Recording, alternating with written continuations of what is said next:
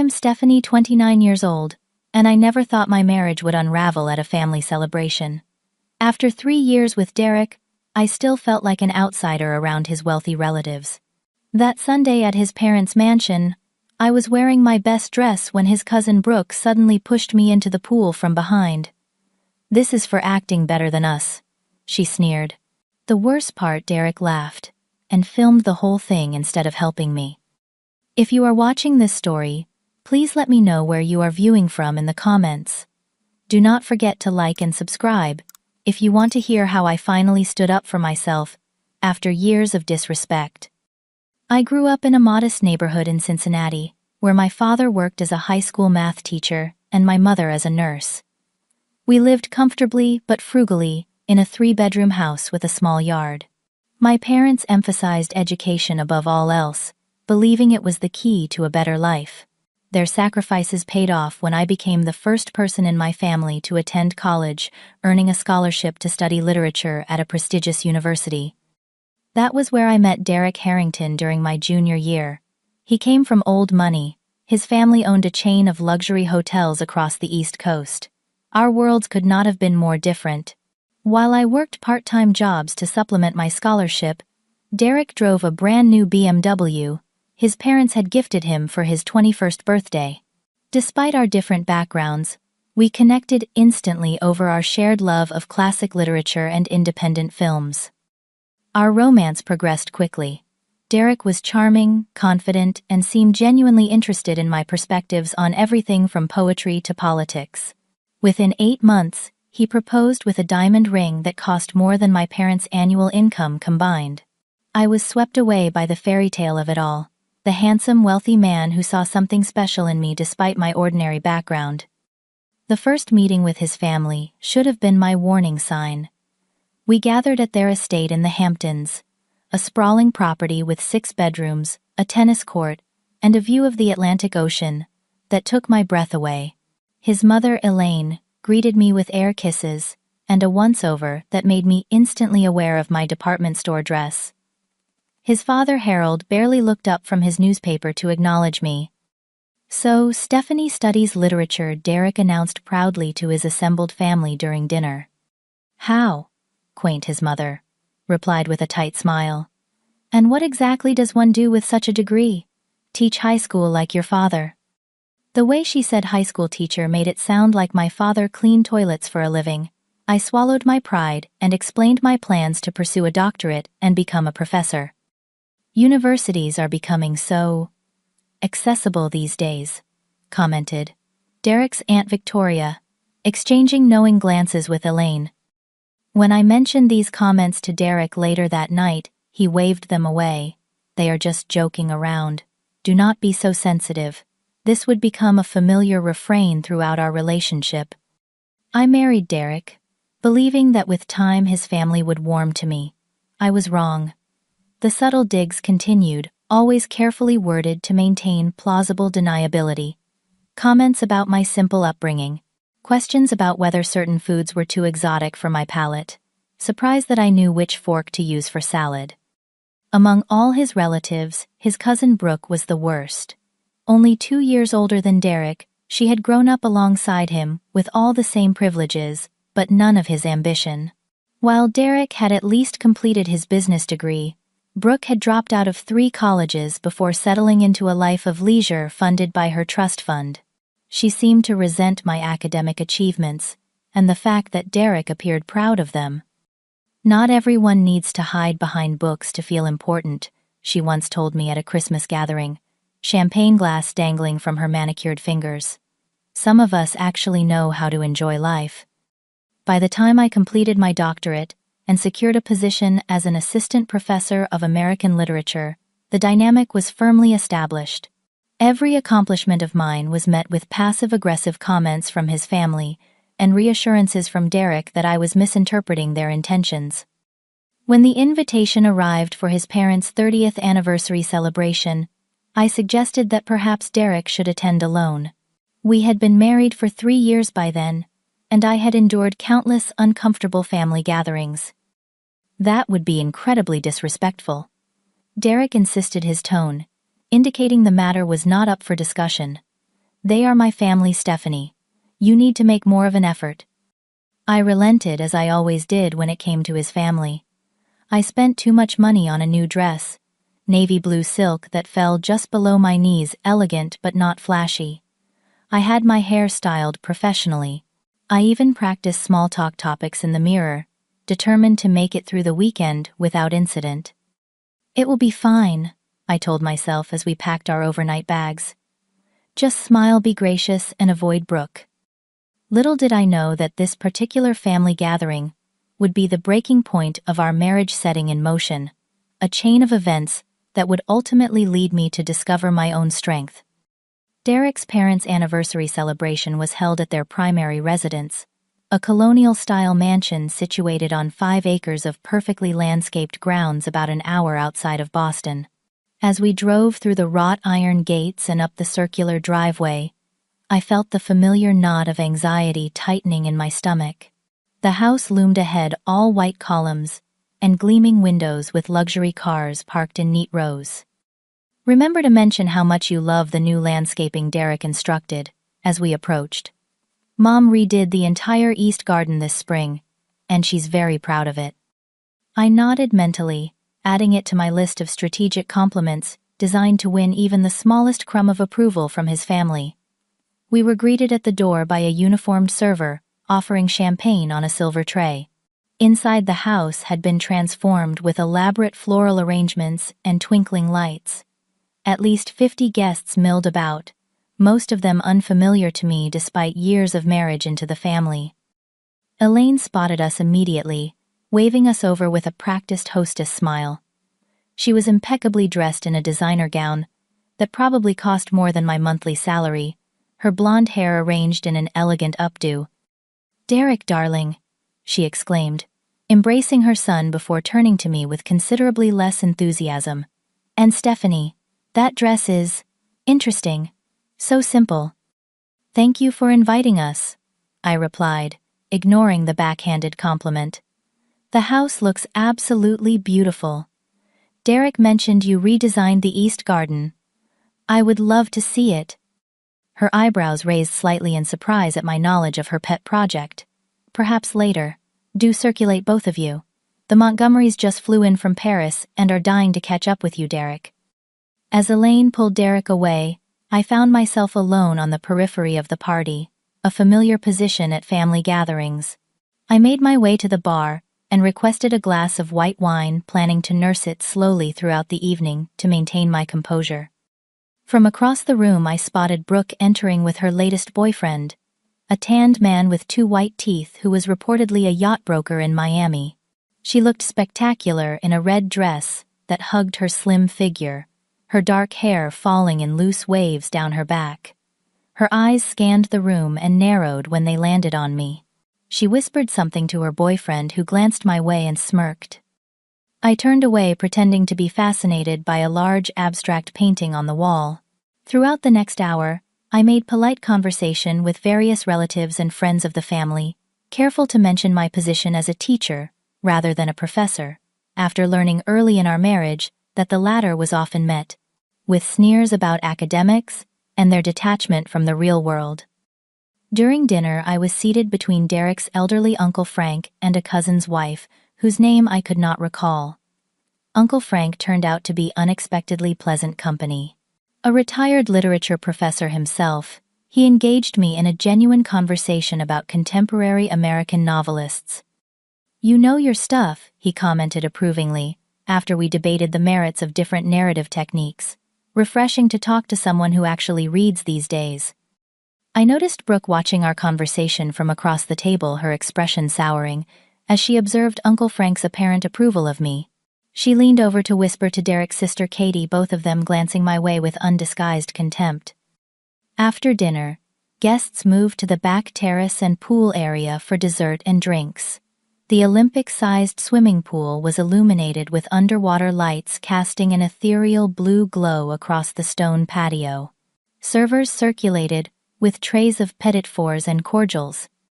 I was standing near the edge of the pool, admiring the night sky and enjoying a brief moment of solitude when I heard footsteps approaching from behind. Before I could turn around, I felt two hands plant firmly against my back and push with surprising force. I flew forward, arms flailing, and plunged into the cold water with a tremendous splash. The shock of it, the sudden wetness, the weight of my waterlogged dress, the chlorine stinging my eyes, left me momentarily disoriented.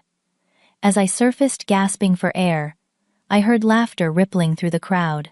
Blinking water from my eyes, I saw Brooke standing at the edge of the pool, a triumphant smile on her face. "This is for acting better than us," she announced loudly enough for everyone to hear. Little Miss Professor needed cooling off. I treaded water, my silk dress billowing around me like a jellyfish, my carefully styled hair plastered to my head. The worst moment came when I spotted Derek. Instead of rushing to help me, he was holding up his phone recording the entire humiliating scene. He was laughing alongside his cousin. No one moved to help me. Harold looked embarrassed, not for his niece's behavior, but for the disruption to his perfect party.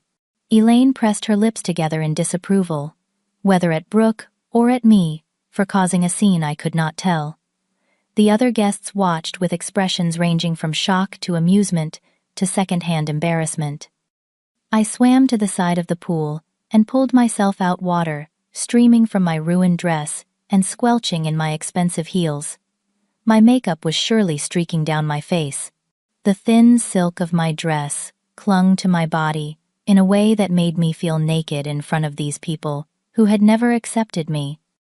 "It was just a joke," Brooke said defensively when she noticed no one was laughing anymore. "Lighten up." A server finally approached with a towel, which I accepted with as much dignity as I could muster. Derek lowered his phone and came over, still chuckling. "You should see your face," he said, showing me the video he had just captured of my humiliation. Classic. In that moment, something crystallized inside me. The person who was supposed to love and protect me had just documented my humiliation for his own amusement. I said nothing, simply wrapped the towel around my shoulders and asked for the car keys. "We cannot leave yet," Derek protested. "They have not even cut the anniversary cake." "I need to change," I replied, my voice surprisingly steady despite the rage and hurt building inside me. "Unless you expect me to stand here soaking wet for the rest of the night." He reluctantly handed over the keys, and I made my way through the crowd of staring guests, leaving a trail of pool water on the immaculate marble floors. The drive back to Derek's parents' house was silent and tense. My dress was still damp despite my attempts to dry off, and I shivered in the passenger seat as the air conditioning chilled my wet skin. Derek drove with one hand on the wheel, the other scrolling through his phone, occasionally chuckling at the video he had taken. "You should see this from my angle," he said, breaking the silence. "Your expression when you hit the water was priceless." I stared out the window, watching the manicured estates of his parents' neighborhood blur past. "You think this is funny?" I finally asked. "Come on, Stephanie. It was just a joke. You are being too sensitive as usual." "Your cousin pushed me into a pool in front of everyone. I was fully clothed. She deliberately humiliated me, and instead of helping me, you filmed it." Derek sighed with exaggerated patience. "Brooke was just having fun. You always take everything so personally. This is why my family thinks you are difficult." The injustice of his statement struck me like a physical blow. Difficult? I have spent 3 years trying to fit in with your family despite their constant judgment and backhanded comments. I have smiled through every insult, every dismissive remark about my background, my career, everything I care about. See, this is exactly what I mean. You always think everyone is attacking you. Maybe if you made more of an effort to join in, instead of acting superior all the time. Acting superior? I nearly shouted. When have I ever acted superior? By having a conversation about books with your uncle. By daring to have a career I care about.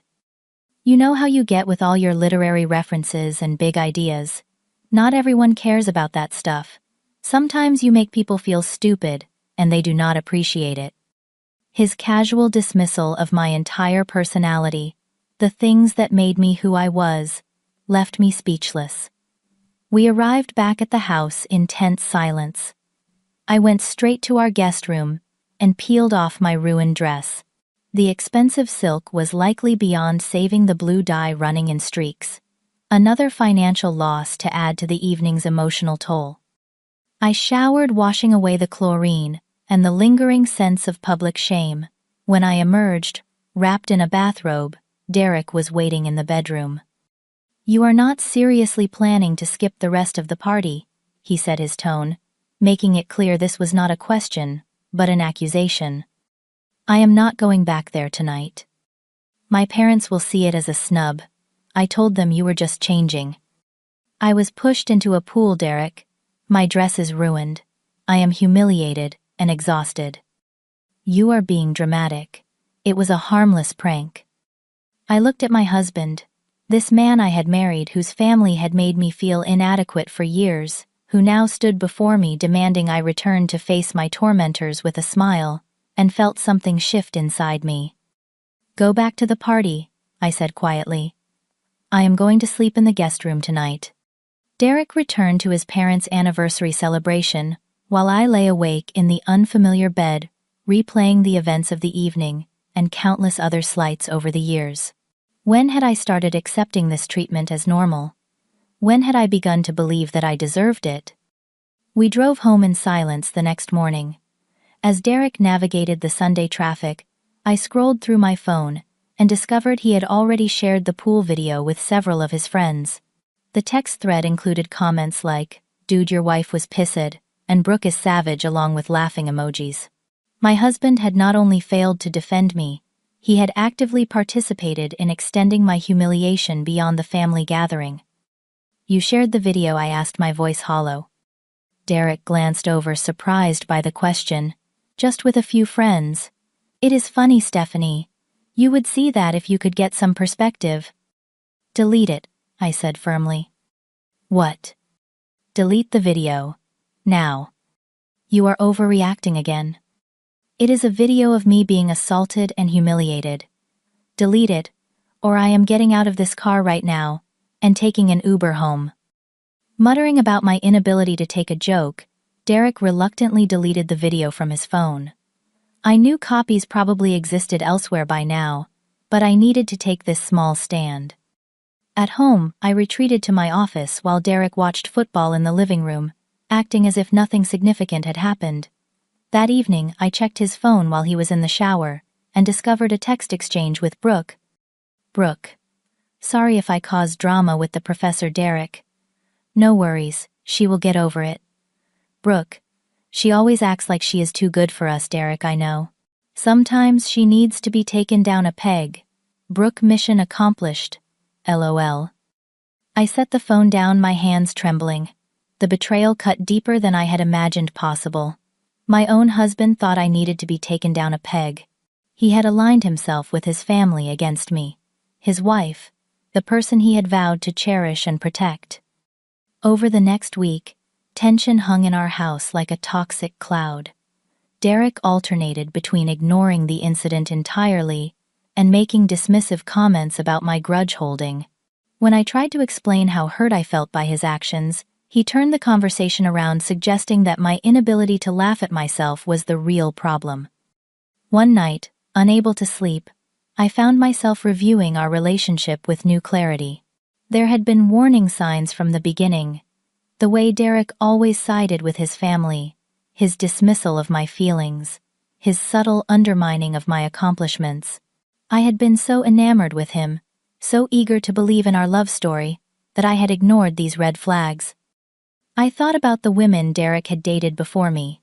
He rarely spoke of them, but I recalled mentions of an ex-girlfriend named Allison, who had apparently been too emotional and could not get along with his family. I wondered now if Allison had simply refused to tolerate the treatment I had accepted for years. As days passed with the issue unresolved, I made a decision. I would no longer be the accommodating wife who swallowed her pride to keep the peace.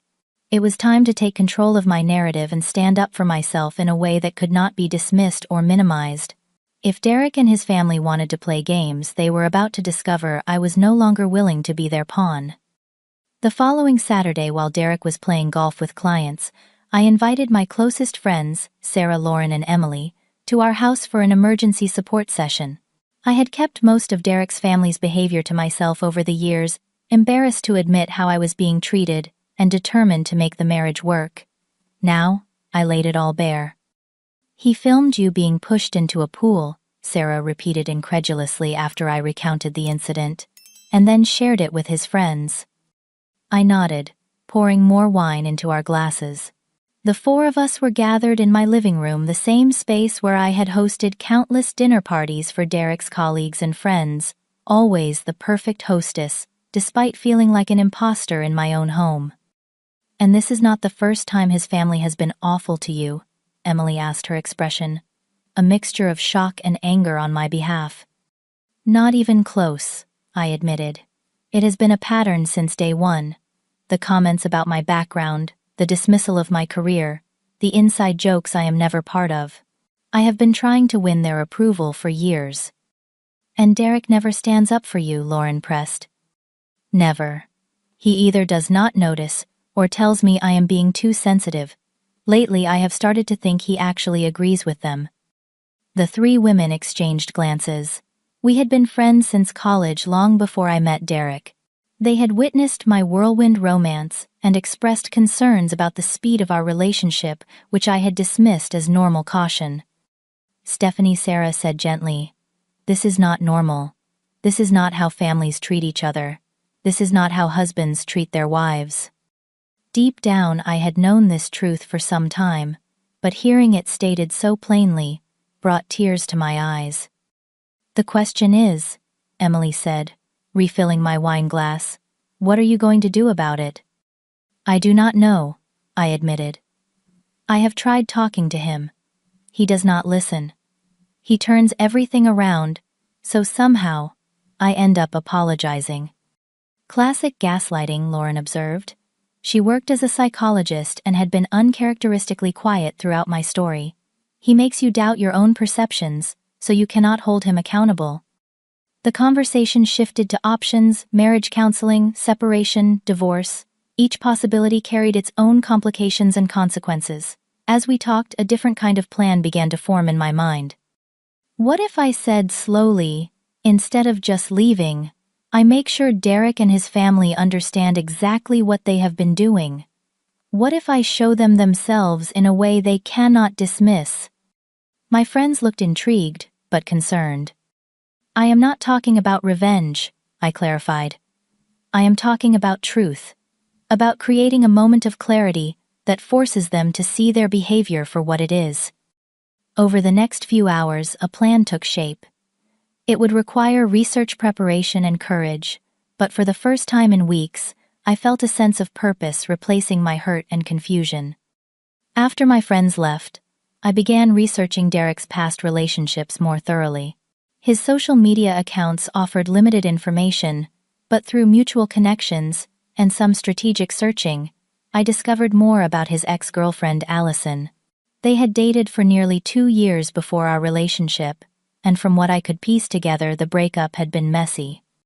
What struck me were the similarities in their photos together compared to ours. The same possessive arm around the shoulder, the same family gatherings where Allison stood slightly apart from the group, the same forced smile I had perfected over the years.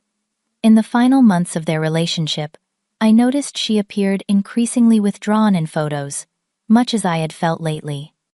After much deliberation, I sent her a message explaining who I was and asking if she would be willing to talk. To my surprise, she responded within hours, suggesting we meet for coffee the following day. Allison Turner was not what I expected. Based on Derek's few dismissive comments about her, I had imagined someone emotional and unstable.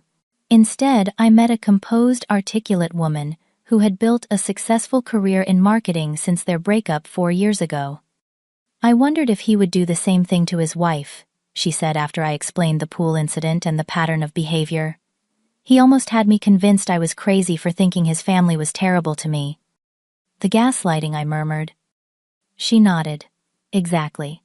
Derek is charming and can be incredibly loving, but he is deeply enmeshed with his family's values. Anyone who challenges those values becomes the enemy." "Did something specific end your relationship?" I asked. Allison stirred her coffee thoughtfully. There was a similar incident at a family ski trip.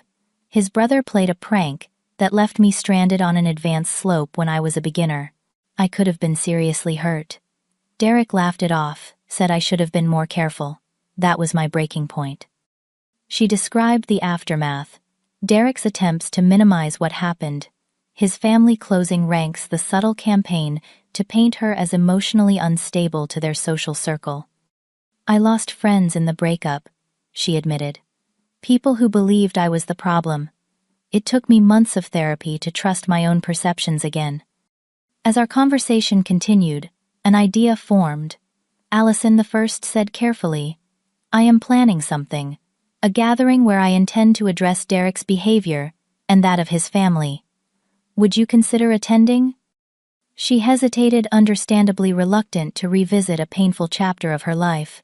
But after I outlined my plan, not for revenge but for truth and accountability, she slowly nodded.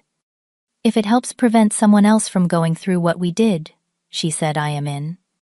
Over the next few days, I meticulously prepared. I created a digital presentation, compiling evidence of the pattern of behavior, texts, emails, social media posts, even audio recordings of some particularly dismissive comments Derek had made. I organized them chronologically, showing the escalation over time. I planned a dinner party for the following Saturday, carefully selecting the guest list, some of Derek's friends who had always been kind to me, a few key members of his family, including Brooke, my own close friends for support, and of course Allison. I told Derek it was to clear the air after the pool incident, which he seemed to accept with relief, assuming I was finally moving past it. The menu was planned to perfection.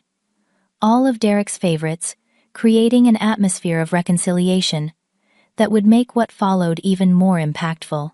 I arranged the dining room for optimal visibility of the presentation I had prepared. The night before the gathering, I barely slept, my mind racing with doubt and determination in equal measure. Was I doing the right thing? Would this make any difference? Was I prepared for the potential fallout? By morning I had my answer. For too long I had silenced myself to keep the peace. It was time to speak my truth, whatever the consequences might be. The evening of my carefully orchestrated gathering arrived with perfect early autumn weather. Cool enough for the fireplace to be lit, but warm enough for drinks on the patio beforehand. I had spent the day preparing our home, arranging flowers, polishing glasses, and setting up the discreet projector in the dining room that would be essential for later. Derek seemed pleased by my efforts, interpreting them as a sign that I was finally getting over the pool incident. He moved about the house in high spirits, selecting wine from our cellar, and putting on the playlist he favored for entertaining. This is why I married you, he commented, as I arranged a charcuterie board. No one hosts like you do. I smiled tightly, thinking how that compliment revealed so much about how he valued me, for what I could do for him, for how I could make him look good to others rather than for who I was. Guests began arriving at 7. First came my support system, Sarah, Lauren, and Emily, who hugged me a little longer than usual, silently communicating their solidarity. Next were a few of Derek's friends from work, including Tom and his wife Diane, who had always treated me with genuine warmth, despite being primarily Derek's friends.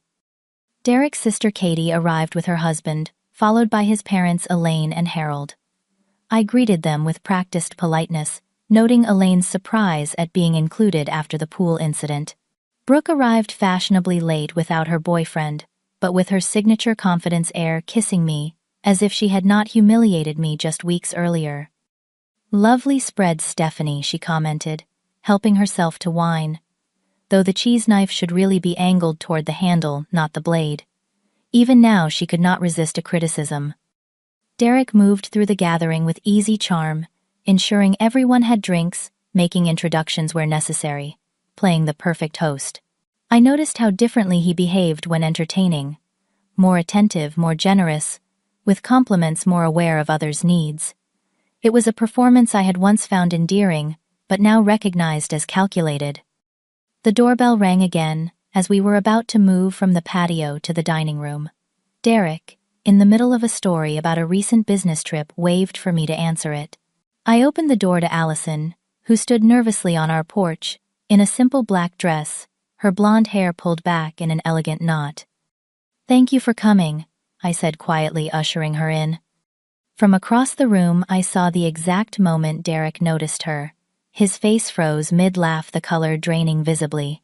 He excused himself from his conversation and strode over, his casual demeanor replaced by barely controlled panic. "What is she doing here?" he hissed under his breath. "I invited her," I replied calmly.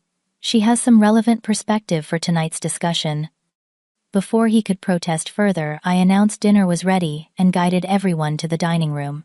The table was set beautifully, place cards positioning each guest strategically. Derek found himself between his mother and Brooke, while Allison was seated beside my friend Sarah directly across from him. The first course proceeded with forced normalcy, though I noticed Derek drinking more quickly than usual, his eyes darting between Allison and me. His family too seemed unsettled by her presence, though none addressed it directly.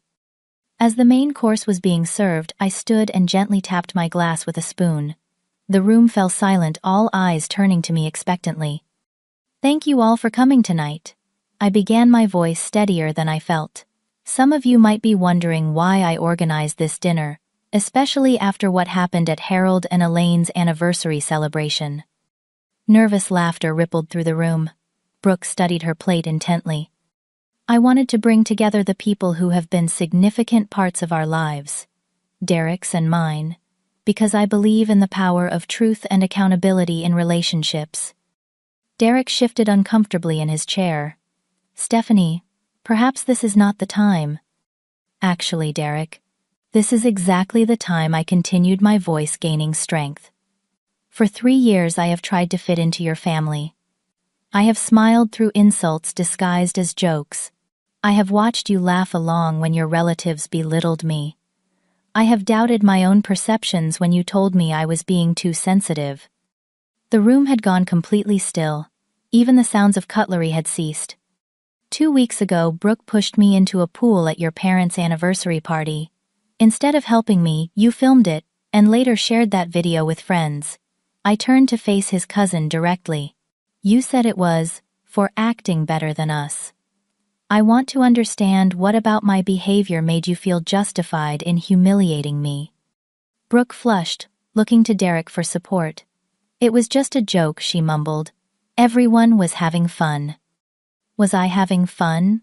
Brooke, did I look like I was enjoying being pushed into water fully clothed in front of 50 people? Before she could respond, I pressed a button on the remote hidden in my hand.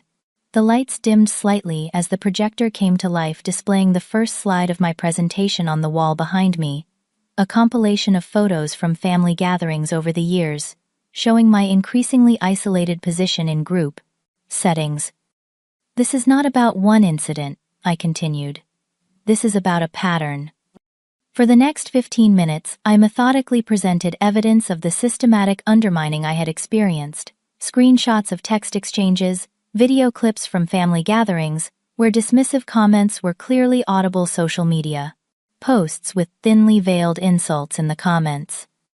Derek's face darkened with each new piece of evidence. "You have been collecting this, recording conversations. This is insane, Stephanie. Is it insane to document being repeatedly mistreated? Or is it insane to gaslight someone into thinking their experiences are not real?" I nodded to Allison, who straightened in her chair. "Many of you know I dated Derek before Stephanie." She began, her voice slightly trembling but determined. "What you may not know is that I experienced the exact same pattern of behavior from both Derek and his family. The same jokes, at my expense. The same dismissal, when I expressed hurt. The same isolation tactics." Derek pushed back from the table. "This is ridiculous. You are ganging up on me based on ancient history." "It is not ancient history when it is still happening," I countered. "Allison is here because your behavior follows a pattern that extends beyond our marriage. You select partners you can control who will enhance your image, but not challenge your family's values. When they inevitably object to mistreatment, you label them as too sensitive or emotional." Elaine cleared her throat. I think you are being extremely unfair to our family, Stephanie. We have always welcomed you. Have you, Elaine? I interrupted, surprising myself with my boldness. Let us look at some of your welcoming comments.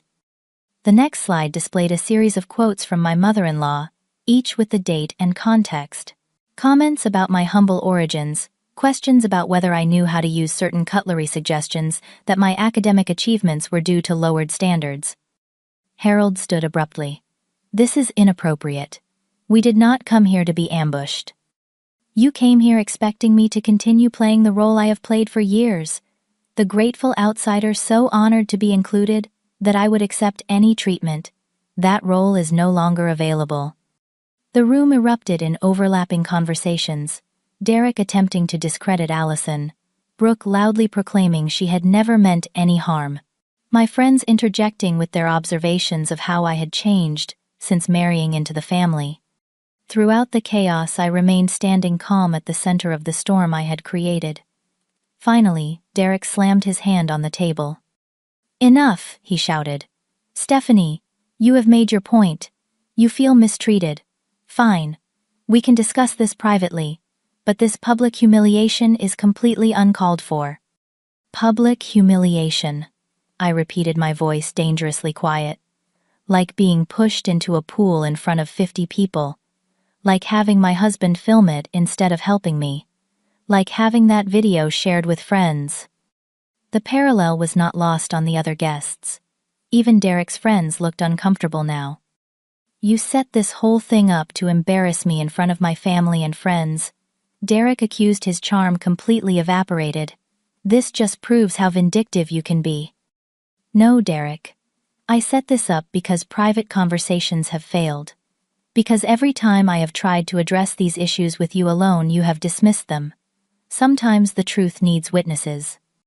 In that moment, looking at my husband's angry face, I recognized that the man I had fallen in love with existed primarily in my imagination. The real Derek was this person. Someone who valued appearance over substance, family loyalty over basic respect, and control over partnership. I think I said quietly that it would be best if you stayed somewhere else tonight. The shock on his face was almost comical. In 3 years of marriage, I had never directly opposed him in this way. You cannot be serious. This is my house too. Yes, it is. But tonight I need space. Tomorrow we can discuss where we go from here, but right now I am asking you to leave. For a tense moment I thought he might refuse. Then Tom, his closest friend, stood up. Come on, man. You can crash at our place tonight. Give everyone some time to cool off. The dinner party dissolved into awkward goodbyes and hushed conversations. Derek left with Tom and Diane shooting me a look of pure betrayal as he walked out the door. His family followed shortly after, Elaine tight-lipped with anger. Harold avoiding my eyes entirely. Brooke surprisingly lingered. For what it is worth, she said quietly as she collected her purse. I never realized how it all looked when put together like that. I am not saying I agree with everything you said, but I am sorry about the pool. It was not much of an apology, but it was the first genuine interaction we had ever had. I nodded in acknowledgement as she left. When only my friends and Allison remained, the tension that had been holding me upright finally released. I sank onto the sofa, emotionally exhausted, but somehow lighter than I had felt in years. You did it, Sarah said, sitting beside me. You actually stood up to all of them. That was the most badass thing I have ever seen, Emily added, pouring fresh glasses of wine for everyone. Allison smiled tentatively. Does it feel like freedom yet? I considered the question carefully. Not freedom exactly, but perhaps the start of it. As my friends helped clean up the remnants of the confrontational dinner party, I knew that while the hardest conversation was over, the real work of reclaiming my life was just beginning. The house felt eerily quiet the morning after the dinner party. I awoke alone in our king-sized bed, momentarily disoriented, before remembering the events of the previous evening. My phone displayed multiple missed calls and text messages from Derek, ranging from angry accusations to wounded pleas for reconciliation. I set it aside without responding, needing time to process my next steps. Sarah had stayed overnight in our guest room, unwilling to leave me alone in the aftermath. She found me in the kitchen staring blankly at the coffee maker. "How are you feeling?" she asked gently. "Like I just jumped out of an airplane," I replied, terrified but also alive. We were midway through breakfast when the doorbell rang. Derek stood on the porch unshaven and wearing the same clothes from the night before. His eyes were bloodshot either from lack of sleep or too much alcohol, possibly both. "We need to talk," he said, pushing past me into the foyer. He stopped short when he saw Sarah at the kitchen island. Privately. Sarah raised her eyebrows at me in silent question. I nodded reassuringly. "It is okay. I will call you later." After she left, Derek and I faced each other across the living room. The space felt different somehow, as if the truth spoken the night before had physically altered our home. "What you did last night was completely out of line," he began, his voice tight with controlled anger. "You ambushed me and my family. You invited my ex-girlfriend to our home. You recorded private conversations. Do you have any idea how inappropriate that was?"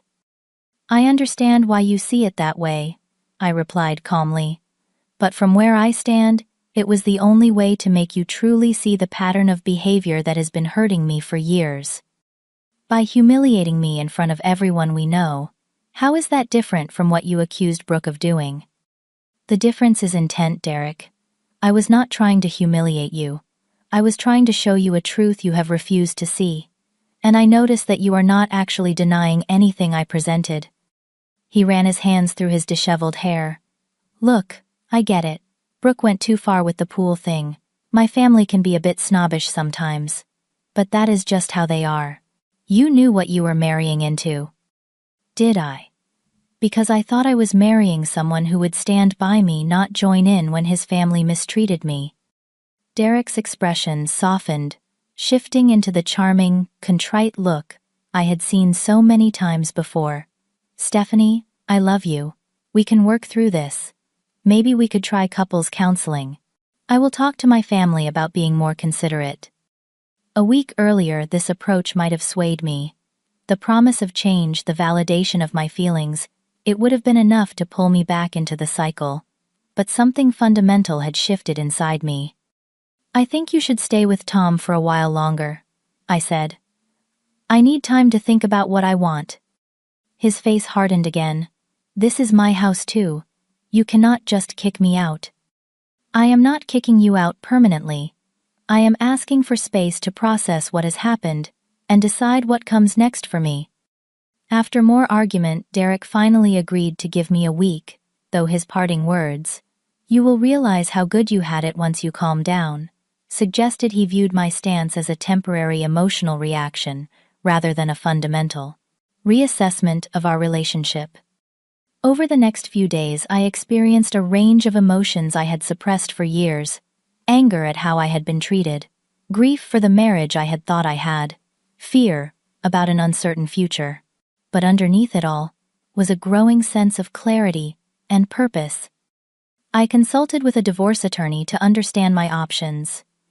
During our marriage, I had continued building my career, while Derek had made significantly more in his executive position. Our finances were intertwined in complex ways. The attorney advised me to gather all financial records before making any decisions. What I discovered shocked me. Despite our comfortable lifestyle, Derek had accumulated substantial debt through risky investments he had never discussed with me.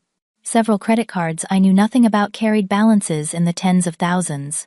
Most disturbingly, he had been siphoning money from our joint savings account into a private account under only his name. The financial deception was the final confirmation I needed. This was not merely about his family's treatment of me, or his failure to stand up for me. This was about a fundamental lack of respect and partnership at the core of our marriage. When Derek returned at the end of the week expecting reconciliation, I presented him with divorce papers instead. "You cannot be serious," he said, staring at the documents in disbelief, "over one incident at a pool." "This is not about the pool, Derek. This is about 3 years of disrespect, gaslighting, and lies. including financial lies. I slid the printouts of his secret accounts across the table. When were you planning to tell me about these? His face paled. You had no right to go through my private financial information. As your wife, I had every right. We are legally and financially bound together. Your debt is my debt. Your deception affects my future. The conversation that followed was ugly. Derek cycled through anger, manipulation, and even tears in his attempts to maintain control of the situation. When he realized I would not be swayed, he shifted tactics, threatening to make the divorce as difficult and expensive as possible. My family has connections you cannot imagine, he warned. Judges, lawyers, do you really think you will come out ahead in this fight? His threat only strengthened my resolve. If that is how you want to handle this, so be it. But remember, I have evidence of your behavior and your financial deception. Do you really want that made public? In the days that followed, word of our impending divorce spread through Derek's family and our social circle. The reactions were predictably divided. His family closed ranks around him, with Elaine calling me directly to suggest I was making a terrible mistake over a simple misunderstanding. Some of our mutual friends, uncomfortable with the messy reality beneath our seemingly perfect marriage, drifted toward Derek's version of events. But there were surprises too. Derek's younger sister Katie reached out to me privately, apologizing for her past behavior and acknowledging the truth in what I had presented at the dinner party. I always knew something was off in how they treated you, she admitted over coffee. But it was easier to go along with it than to challenge the family dynamic. I am sorry I did not stand up for you. Most unexpectedly, Brooke appeared at my office one afternoon asking to speak with me. She had been doing some thinking after the dinner party. I was jealous of you, she admitted bluntly. Your education, your career, the way you always seemed so put together. Pushing you into that pool was not a joke. It was mean, and I knew it when I did it. I am not good at apologies, but I am sorry. Her candor was refreshing after years of subtle barbs disguised as casual comments. I did not immediately forgive her, but I appreciated her honesty. Thank you for acknowledging that, I replied. It means something. The divorce proceedings began with Derek initially making good on his threat to contest everything.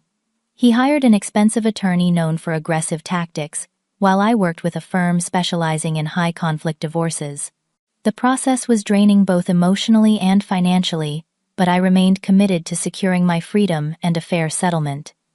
A turning point came when Derek's attorney reviewed the financial evidence my team had compiled, including the hidden accounts and unauthorized transfers. Recognizing the potential damage to Derek's professional reputation, if these details became public record, they suddenly became more amenable to negotiation. Throughout this challenging period, I found strength I never knew I possessed. I continued teaching my classes, even publishing an article in a prestigious literary journal. I reconnected with friends I had neglected during my marriage. I started therapy to understand how I had allowed myself to be diminished for so long. What you are experiencing is actually common, my therapist explained during one session. When we are in the middle of unhealthy relationships, we often cannot see them clearly. Your ability to recognize the patterns and take action shows tremendous courage and self-awareness.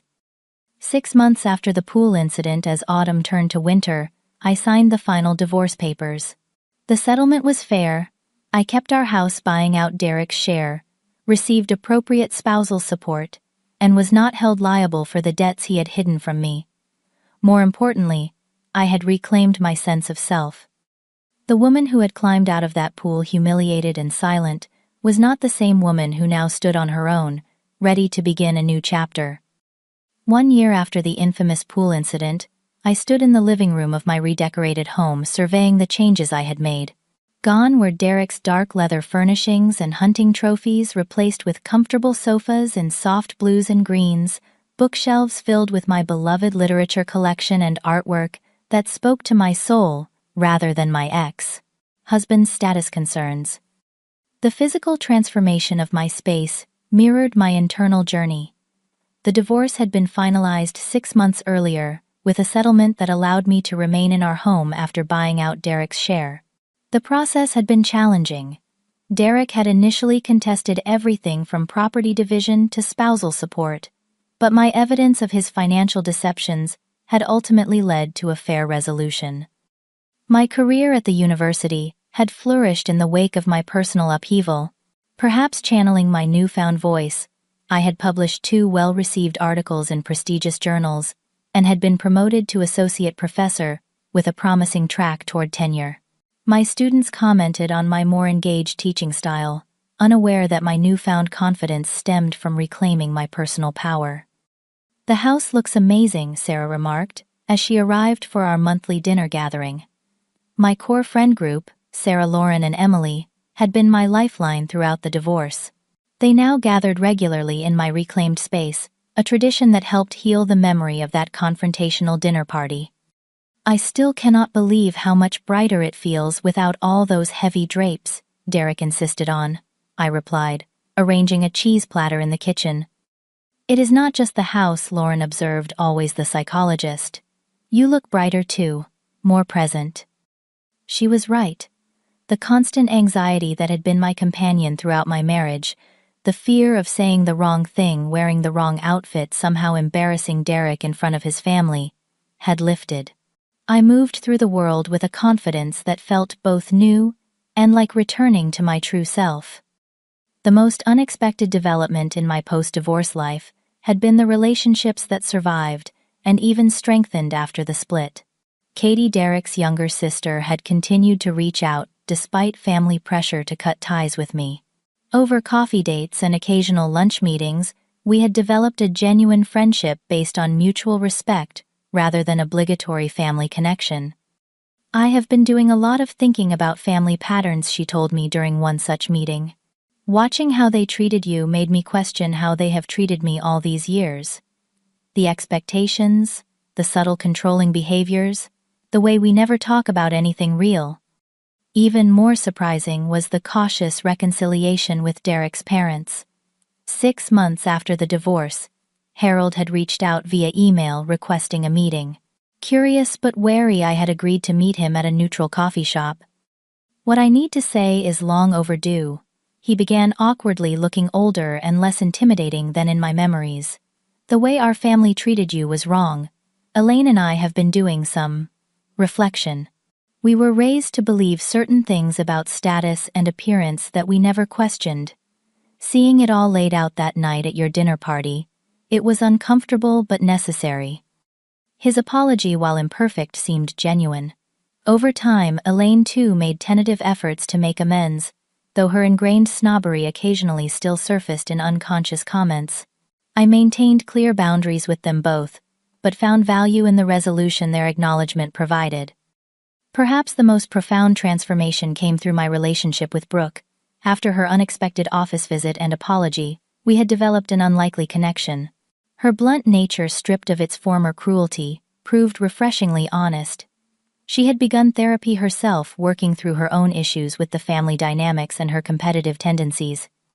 "I was such a bitch to you," she remarked candidly, during a surprising lunch date about 8 months after the incident. "And the thing is, I knew exactly what I was doing. I saw someone confident and accomplished, and instead of admiring that, I wanted to tear it down to make myself feel better." Her self-awareness was something I would never have expected from the woman who had pushed me into that pool. She eventually sent me a lengthy letter apologizing for her behavior throughout our acquaintance, which I kept as a reminder of how people can change when confronted with the truth of their actions. My story had unexpectedly gained a wider audience when I wrote a carefully anonymized account of my experience for an online magazine focusing on relationship psychology. The article, titled "Gaslighting and Family Systems: One Woman's Journey," went viral, generating thousands of comments from people who recognized similar patterns in their own relationships. This led to an invitation to speak at a conference on emotional abuse and recovery, where I met others who had navigated similar waters. I started a support group that met monthly, creating a safe space for sharing experiences and strategies for healing. My personal life had also taken a surprising turn. While not actively seeking a relationship, I had connected with a literature professor from a neighboring university at an academic conference. Michael was different from Derek in every way that mattered. Thoughtful, secure in himself, genuinely interested in my thoughts and feelings. Our relationship developed slowly, built on mutual respect and shared intellectual passions. When he first came to my home for dinner, I found myself watching nervously for signs of the controlling behavior I had become so accustomed to with Derek. Instead, Michael asked questions about my book collection, complimented my cooking without surprise in his voice, and listened attentively when I spoke about my research. "You seem surprised when I ask your opinion," he observed perceptively during our third date. "Old habits," I admitted. I spent 3 years with someone who viewed my opinions as inconvenient contradictions to his own. Michael's response was simple but profound. "Well, I find your perspective fascinating, even when we disagree. Especially then, actually." A year to the day after being pushed into that pool, I hosted a reclamation celebration with my closest friends. We sat in my garden drinking wine and sharing stories of growth and change. The conversation turned to what I had learned from the experience. The most important thing, I reflected, was learning to trust my own perceptions again. For years I had been told that my feelings were wrong, my reactions excessive, my memories inaccurate. Reclaiming my truth was the first step toward reclaiming everything else. Emily raised her glass. "To Stephanie, who taught us all about standing in your power." As we toasted, I thought about the journey from that humiliated woman climbing out of a pool to the person I had become. The path had not been easy, but it had been necessary and ultimately transformative. The experience had taught me that standing up for yourself is not selfish or dramatic, it is essential. That family systems can be toxic regardless of their wealth or social standing. That true friends stand by you when you speak uncomfortable truths. Most importantly, that it is never too late to reclaim your voice and your worth. I still occasionally encounter Derek at professional events or through mutual acquaintances. He remarried quickly, to someone younger and seemingly more pliable, but rumors suggest the pattern is repeating itself. I wish them both well, but remain grateful for my escape. As for me, I continue to build a life that feels authentically mine. The pool incident, while painful, was ultimately the catalyst for profound growth and change. Sometimes, it takes being pushed into deep water to remember that you knew how to swim all along. If you are watching this and recognizing similar patterns in your own relationships, please know that you deserve respect. You deserve to be heard. Your perceptions are valid. Have you ever had to stand up to someone who was trying to diminish you? How did you find your voice? Share your experiences in the comments below, and do not forget to subscribe for more stories of resilience and transformation. Thank you for listening to my journey, and remember, sometimes our greatest strength emerges from our moments of greatest vulnerability.